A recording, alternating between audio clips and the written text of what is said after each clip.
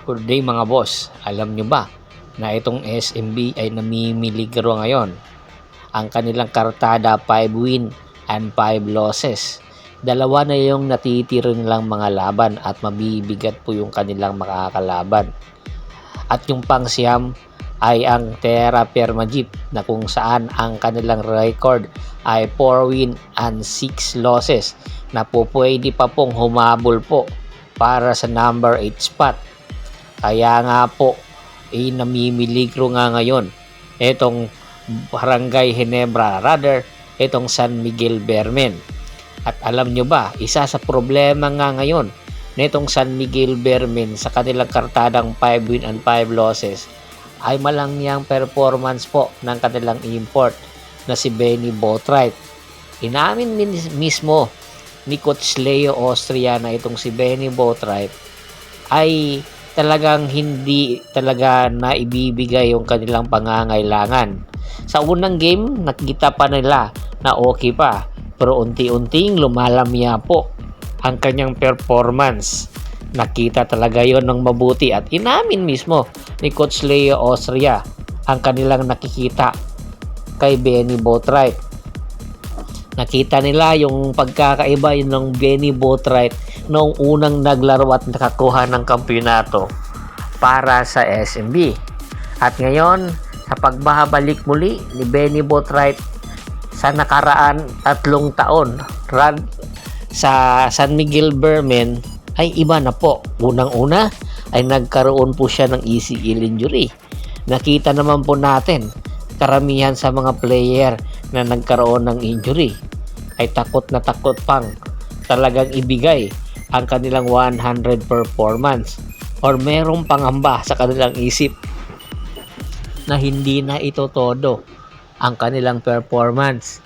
Ito ngayon ang posibleng gawin ni Coach Leo Austria kung paano niya ito maimumotivate si Benny Boatwright. Dalawang larong importante po. Hindi po kailangan na talagang ibigay niya yung 100% niya. Kinakailangan niyang suportahan lang si Junmar Fajardo at nakikita po natin din yung performance ni Junmar Fajardo sa Philippine Cup. Malamya rin po, hindi po nung katulad sa mga nakaraan konferensya. Isa sa dahilan, yung malalaki ang import. Meron din pong possibility na tinitingnan ang San Miguel Bermen kung mananatili ba sila kay Benny Boatwright at meron silang option po na magpalit ng import kung gusto nga nila makapasok sa susunod na round. At isa po sa tinitingnan na posibilidad ay itong si Terrence Jones. Kung maaalala po ninyo, si Terrence Jones nakapaglaro na rin po ito sa PBA noong 2019 na kung saan ang San Miguel po ang nagpataob dito. Dahil nga po ang nakakuha sa kampyonatong noon sa Commissioner's Cup ay ang San Miguel. At hindi po nakuha ni Terrence Jones yung kampyonato para sa Tropang Giga.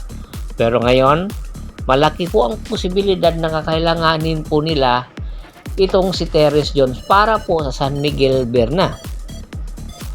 Isa sa mga dahilan kung bakit kukunin si Terrence Jones ay yung kanyang experience sa PBA hindi po matatawaran. Alam naman po natin na all around po itong player na ito or ang import na ito na po pwede po hindi na po mag-a-adjust ng malaki kung sakaling kunin nila sa dalawang game nila.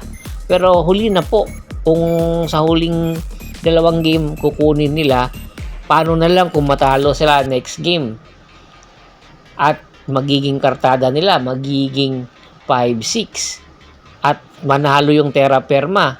Nako, malaki po ang posibilidad. No? Wala na po kasing mangyayaring do or die match. Kaya tinitingnan na lang yung pushing system. Kaya ngayon pa lang pag-isipan na po ng mabuti ng San Miguel. Mananatili ba sila kay Benny Boatwright or kunin na nila itong si Terrence Jones?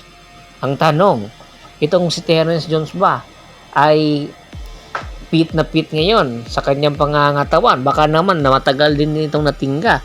Useless lang rin po. Kaya ito ngayon ang problema na dapat solusyonan ni Coach Leo Austria. Kaya bang pakawalan si Benny Boatwright at maghanap ng import na po pwede pong makatulong para sa kanila?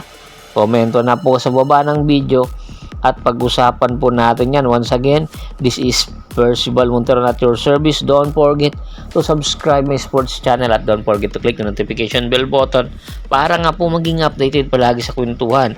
At bago po natin tapusin ang ating kwentuhan, shoutout po muna tayo sa mga solid na followers na lagi pong sumusuporta sa atin. Kay Kagawad Kat sa Kinudukusin ng Hagonoy, Bulacan, Anthony Laki Alon at sa Laki Alon family, Blue Cat, John Miranda, Ismael Ampong, Ricky Lanza ng Ricky Rider TV ng Tansa, Cavite. Marami pong salamat sa walang sawa nyong pagsuporta. Pakiwisita na rin po ng Facebook fanpage ko na Hapres PH3, Polgoso, Bostor para po sa mga karagdagang sports balita.